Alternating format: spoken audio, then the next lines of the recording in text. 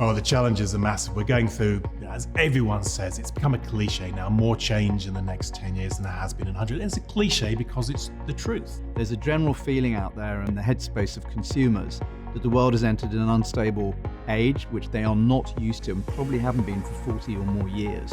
There is a massive amount of technological change, massive amount of sociological change. How do we adapt as an industry to what's happening around us?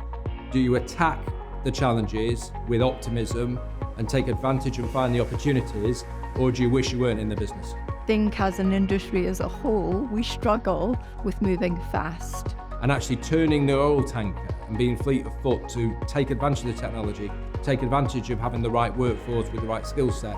On top of that, of course, we've got electric vehicle adoption, we've got autonomous coming, we've got the sustainability of our products and what that means to people.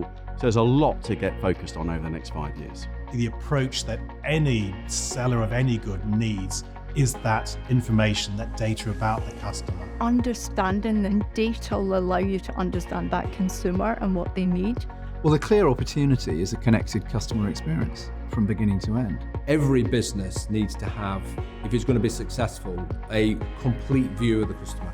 And making sure your data is not held in multiple places all over the world, but actually is consolidated together. I think data in our sector has been rudimentary. We know actually very, very little about our customers in the IT systems. The risk here is that you don't have the data to make it happen. If we're going to grow the sales of electric vehicles, and we have to, there's the challenge to manufacturers. That is about getting the product into the market at an affordable price. If you're a company car driver or a company owner, it's very compelling to buy an electric car at the moment. If you're a private buyer, then it's less so.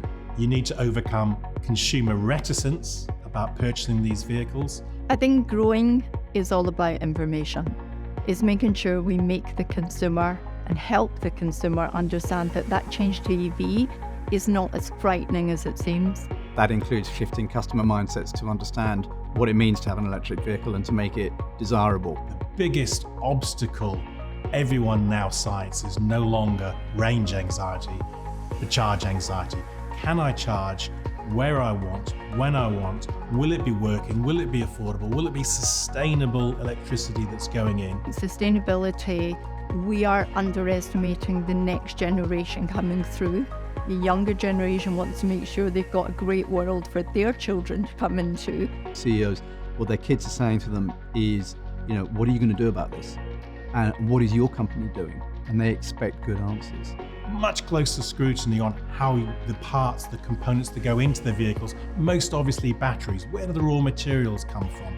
How do you dispose of the vehicle? What level of recyclability to have in the vehicle? And it's not just about being environmentally friendly, it's about making sure that you've got focus on diversity, inclusion, and your social credentials. So it's going to become even more important, not less so.